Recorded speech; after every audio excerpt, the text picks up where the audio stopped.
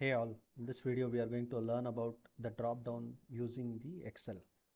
So suppose I have these values and I want to display this as a drop down here for all the following skills. How I can achieve that? First, you need to select the columns, cells where you want to have that drop down. Then go to data tab and come to the data validation field here. Click data validation. In the allow field, you need to choose the list, and in the source field, click on this arrow. Go back to your sheet to select out all the values, and again click on this down arrow, click OK. Then come back to your sheet 1. You can see the drop down is done.